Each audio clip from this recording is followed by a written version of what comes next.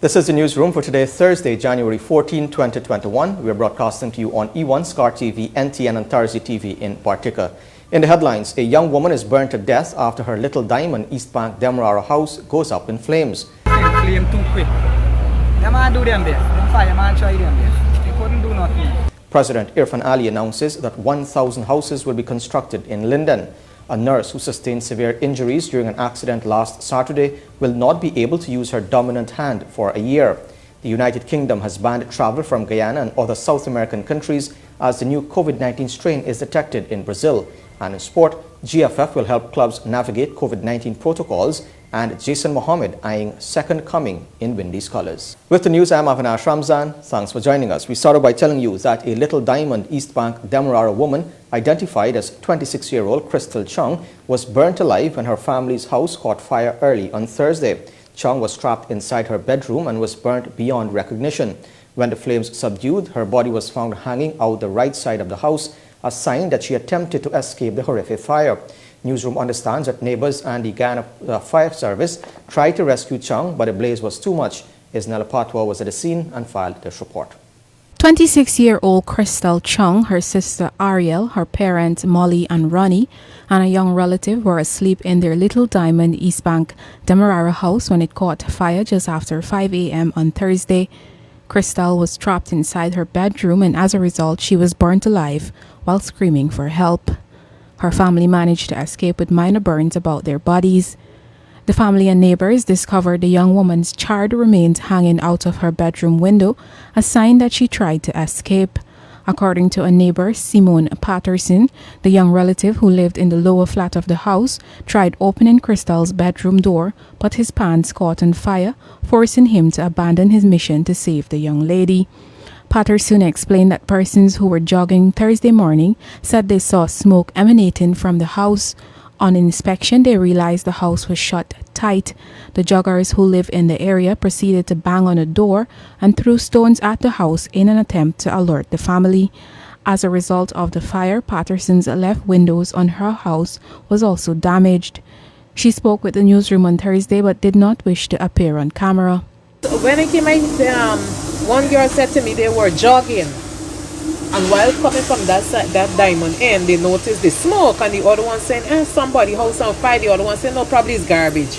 But when they near reached, they noticed some garbage men from the garbage truck ran over the road, and they said, something happening nearby. But when they understand, the men, they noticed the fire from this end, the smoke in fact, from this end, and they realized that it's a fire. And they didn't see anybody outside, so they chose to run in and hit on the door and start making noise and pelting stones and so. Meanwhile, another neighbor, Navin Jagdio, told reporters that they did everything they could to save the young woman. He described her as a very pleasant person. House flame too quick. Them man do them best. Them fireman try them best. They couldn't do nothing. And these people are your neighbors, right? Yeah. What kind of persons they are like? There's very good neighbors, you know. There's very good people. They're not no trouble people or nothing. Very good people. And I'm sorry whatever happened there. And you know the young lady? Yes. Talk to me about her. She is a very good girl coming up. Never see she no problem, no worry so far. Well, that was it. What was the assistance like given by the neighbors to this? Yeah, well, everybody try to break open, try to do what they do. But the fire start direct by she the blaze too much, couldn't do nothing yet. How many persons lived in the home? 5 persons. But only 4 live at the top, 1 live at the bottom. And then I get to save nothing? No, nothing to save, everything there. Firefighters and the Guyana Police Force continue to investigate the cause of the fire. Family members at the scene were inconsolable and could not speak with the media. Reporting for the newsroom, I am Isnella Patwa. We tell you now that President Irfan Ali on Thursday announced that residents of Region 10 will soon benefit from the construction of 1,000 homes. The head of state was at a time addressing concerns relating to job creation in Region 10 communities that were raised by representatives of a local women's group. The president said that the intention is to tap into the skills of residents as well as to source the building materials from the community. He pointed to several other areas in terms of employment opportunities, which will target specific areas in the community. including access to educational materials for children, access to health care, and provision of opportunities for residents to provide services to support the mining sector. Several other government ministers, including the Ministers of Culture and Social Services, directly addressed the concerns of the women. Now, a ban on travelers to the United Kingdom from South America and Portugal will come into force on Friday due to a new COVID-19 variant identified in Brazil. British and Irish citizens and foreign nationals with resident rights will still be able to travel but must isolate for 10 days, said UK Transport Secretary Grant Shapps. The ban applies to people who have traveled from or through Argentina, Brazil, Bolivia, Cape Verde, Chile, Colombia, Ecuador, French Guyana, Guyana, Panama, Paraguay, Peru, Suriname, Uruguay, and Venezuela in the last 10 days. Shapps said Portugal had been included given its strong travel links with Brazil, but there would be an exemption for hauliers traveling from the country to allow the transportation of essential goods. He said suspending travel from that European country would act as another way to reduce the risk of importing infections. On Wednesday, Prime Minister Boris Johnson said he was very concerned about a Brazilian variant of the virus. New variants of COVID-19 have previously been identified in the UK and South Africa, with many countries imposing restrictions on arrivals from both nations.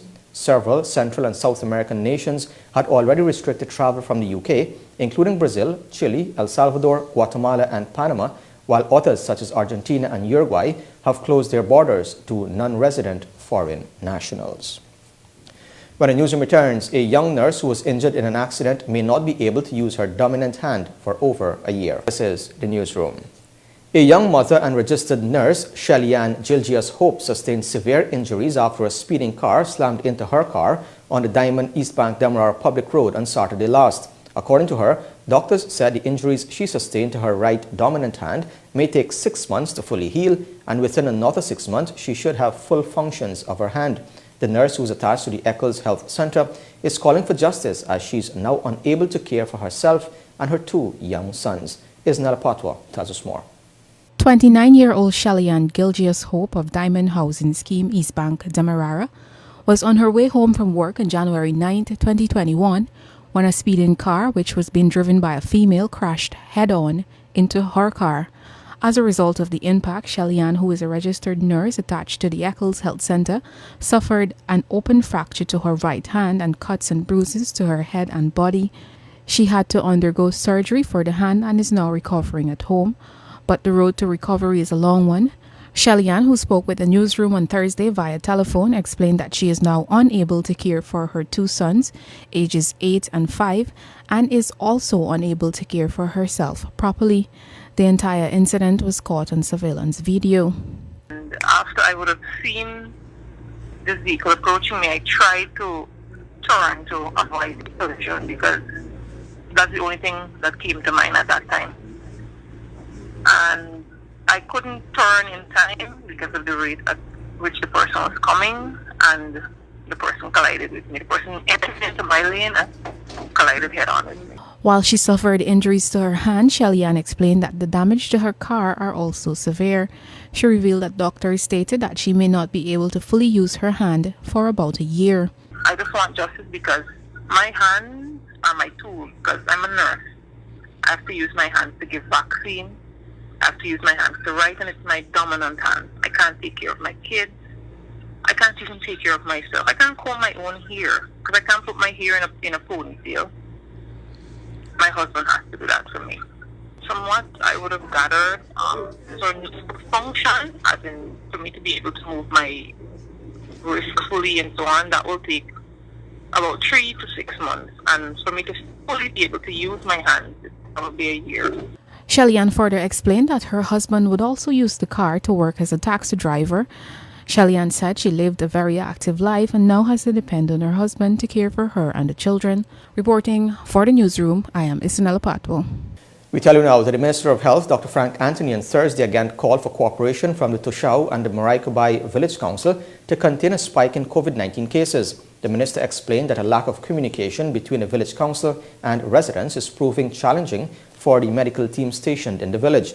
The minister called on residents to assist the medical team in preventing the spread of the virus and to help monitor the patients for any severe symptoms that may arise. Well, as you know, we have found a number of cases in Maracaibo, and the regional health team has placed a lot of attention in that area.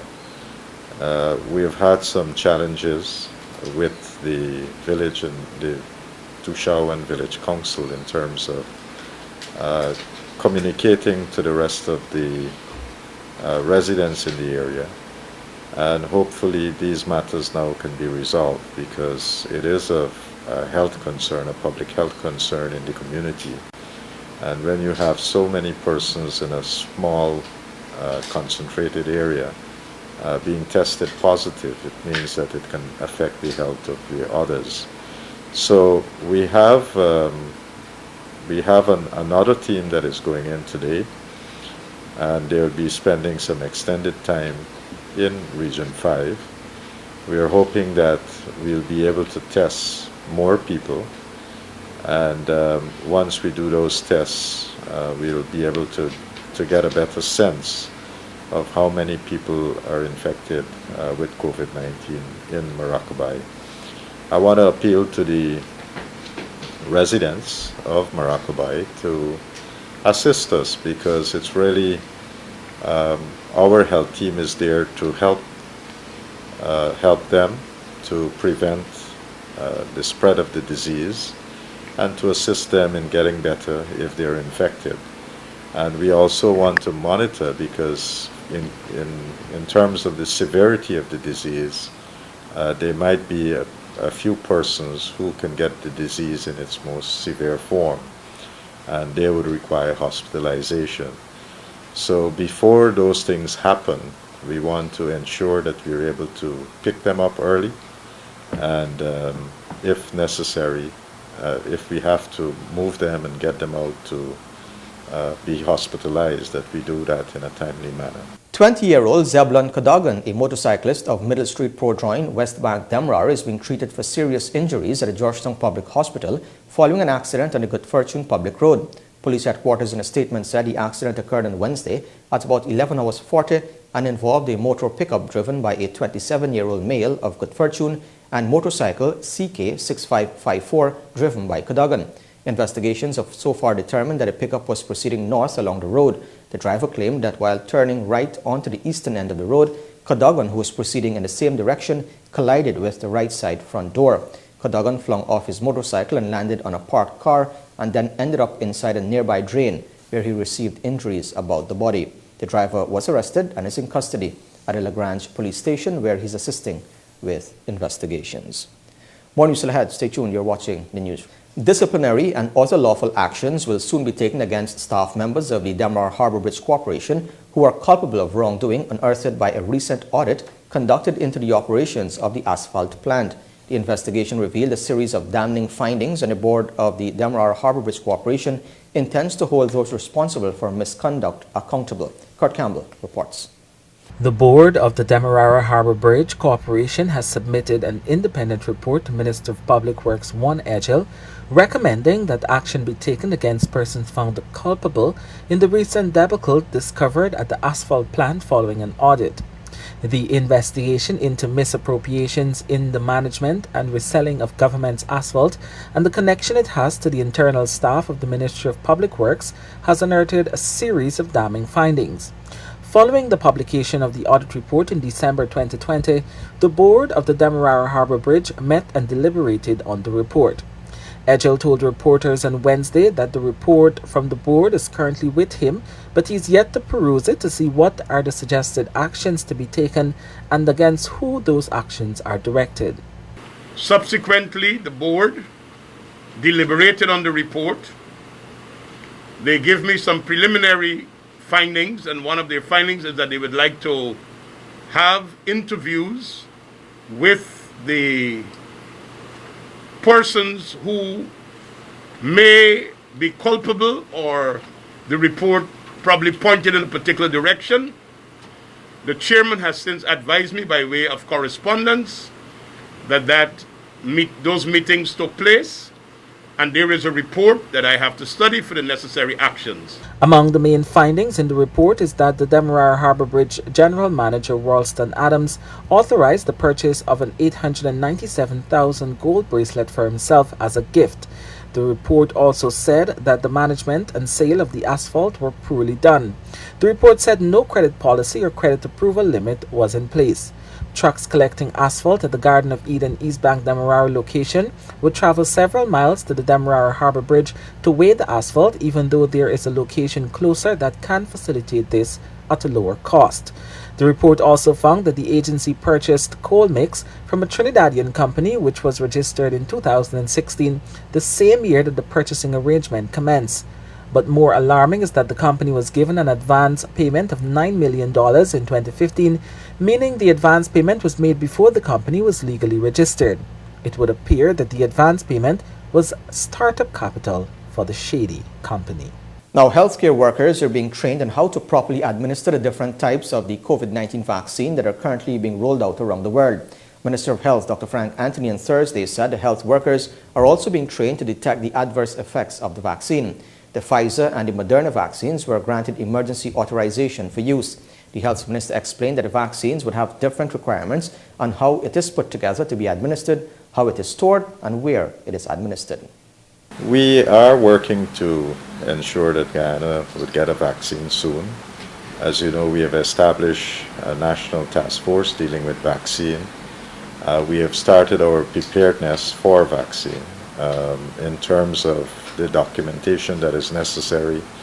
So we have prepared what is called a National Vaccine Preparedness Plan, and that is the roadmap that we are using to roll out vaccines in Guyana.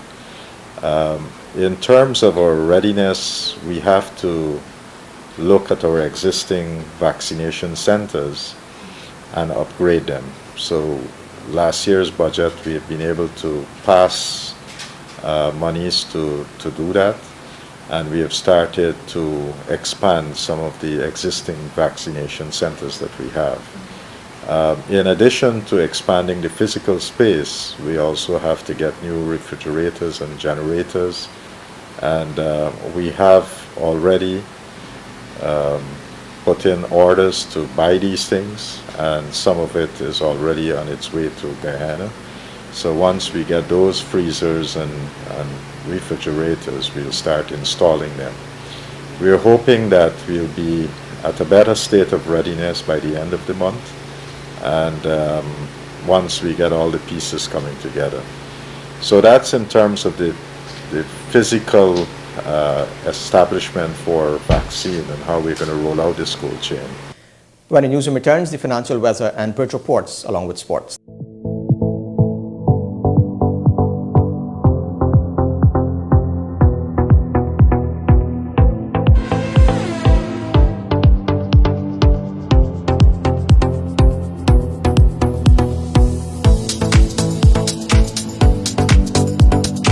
Welcome back to Newsroom. Now for a look at what's happening in sport. We start things off with some football news.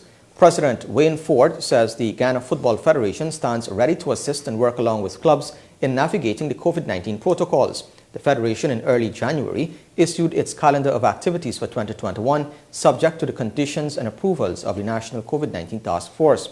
One of the major events for this year is the return of the Elite League, slated for March to October. Daniel Thomas, the Secretary of Fruta Conquerors, the defending champions of the Elite League, while enthusiastic about the return of football, was curious about the type of COVID-19 measures that would be in place and how much responsibility would be placed on clubs, the majority of whom encounter financial challenges even under normal circumstances. Ford, in an exclusive interview with Newsroom on Thursday, touched on the Federation's input in getting those teams compliant with the measures. Well, it's a process that came about as a result of the bounce back project that we're doing with UEFA. One of the key components in that process would be the approval that we are granted by the National COVID-19 Task Force. So we have two key components of our plans. We have the return to training and the return to play. The return to training plan, we were able to obtain approval for the national team to train. There is another tier of that plan, which is a return to training for our regional clubs. The elite league clubs will be included in that, and there are specific guidelines and protocols around how that is done. The GFF understand that we were going to have to come in a very big way to help the clubs to navigate those protocols. It's not things that they are used to, and it's going to take some adaptation. So I think our clubs can rest assured that they will receive all the support that is required to help them. It will demand a little bit more of them, of course, but we are going to be providing as much support as is needed to ensure that once the approval is granted for our elite league clubs to begin their preparation in anticipation of kickoff of the league, that the GFF is there to walk them through and provide whatever training and support they would need to protect the players and the officials during the preparation. And while the Guyana Football Federation is keen on delivering every single competition outlined in its calendar of activities for 2021, the President, Wayne Ford, said the health and well-being of everyone involved will be of utmost importance. The Federation, which has budgeted for almost all of the competitions, is committed to working closely with the National COVID-19 Task Force to ensure a responsible and cautious approach is adopted over the next 12 months. We respect the fact that while football is our priority, the public health is the priority of the Ministry of Health and the Task Force. So we're kind of tempered in how persuasive we might want to be in trying to get permission to play football, because we just got to be honest. You know, there's discussion about a second strain of the coronavirus, and we don't think that it's responsible for us to really try to do too much. I don't think the authorities would permit it anyhow. So what we are concerning ourselves with is, if for some reason the league cannot kick off in March, how does that affect the entire calendar? Because we really want to deliver every single competition that is scheduled for 2021. We've actually budgeted for almost all of the competitions. Some of them we're still pursuing partnerships to bring those off. And it would really be a vibrant year if we can bring off those competitions. We've made huge investment in equipment. We're now training our member associations so that they could do a much better job at running up their competitions. So that is a concern that we have. How will our calendar be disrupted? Because, you know, everything needs to be timed a certain way. It took us quite a few months to really work out the mechanics of the calendar. So that is really where our focus is. What happens with the public health situation is something that we will have to leave with the people that are most equipped and qualified to treat with that. At the same time, we will be reminding them that here we are and we would like to get some football played. Some cricket news now. The interim West Indies one-day international skipper Jason Mohammed indicated on Thursday there is much to play for on the tour of Bangladesh, since this is a perfect opportunity to audition for a spot in the full-strength team. More from Akim Green. The absence of several regulars due to concerns of COVID-19 has paved the way for some of the budding talents and some seasoned regional players to make the trip to the subcontinent. West Indies are expected to have 4 home series after these matches in Bangladesh, which start the qualification process to the 2023 World Cup in India. Though the Caribbean side languished 9th on the ODI rankings below Bangladesh and Sri Lanka, their usual squad comprises some of the world's top limited overs players, and for many of these fresh faces, they probably won't be in the mix at this stage of their careers. I've been out for 2 years now.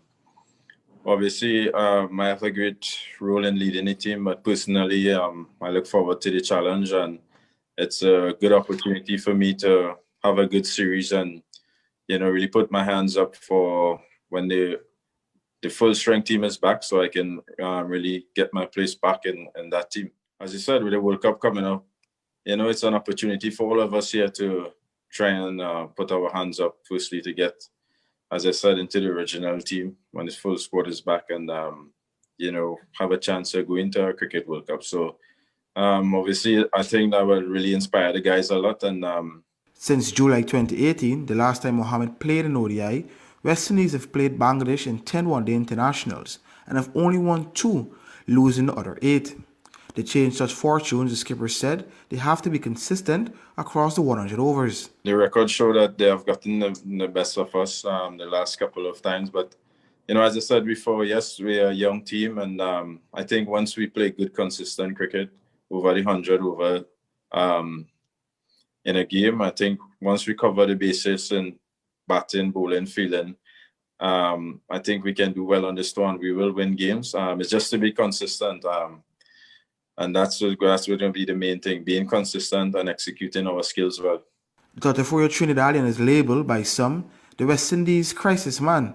In 2017, he captained the ODI side in England for one match when Jason Holder returned home for his uncle's funeral.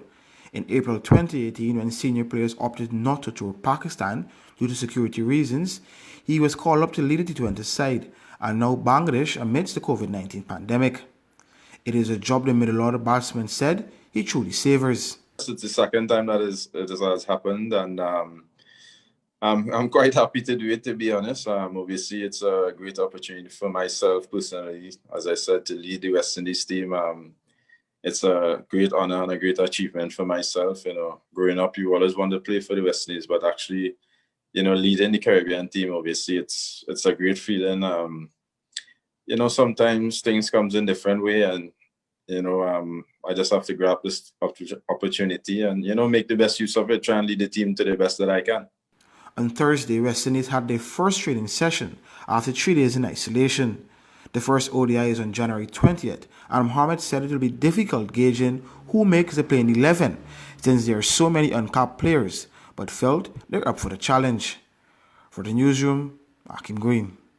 Under the patronage of President Irfan Ali, the Georgetown Softball Cricket League Inc., that's the GSCL, will host what is dubbed the first ever President's T20 Softball Tournament in March. The GSCL is collaborating with the Honorary Council in Florida to host the 3-day competition, billed for March 5 to 7 at several venues in Georgetown.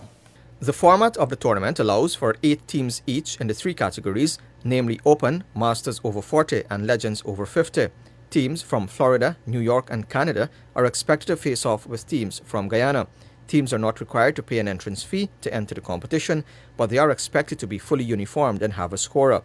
The organizers will ensure the venues are up to standard, appoint umpires, provide lunch, water and balls throughout the tournament.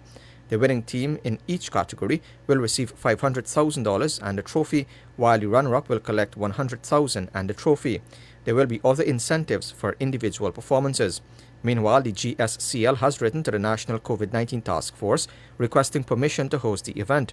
In its letter to the task force, the GSCL said, taking into consideration the presence of the coronavirus, it will be restricting the tournament to a limited number of venues in the city, namely the Everest Cricket Club, the Police Sports Club Ground, Queen's College Ground, and the Guyana Defence Force Ground.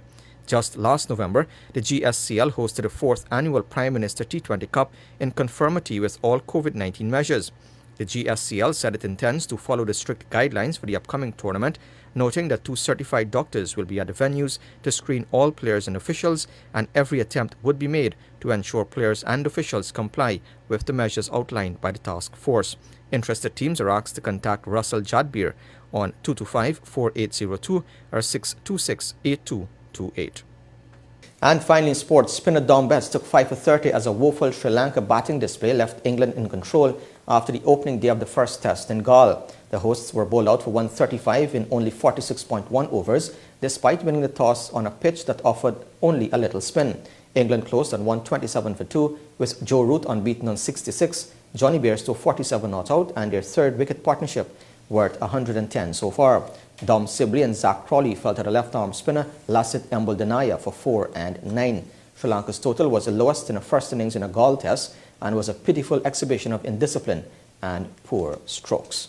And with that, we've come to the end of the news for this evening. Of course, you can find updates on these and other stories on our website, Newsroom.gy, our Facebook page and Instagram. On behalf of the entire news team, my name is Avinash Ramzan. Thanks for watching. Be safe. See you next time.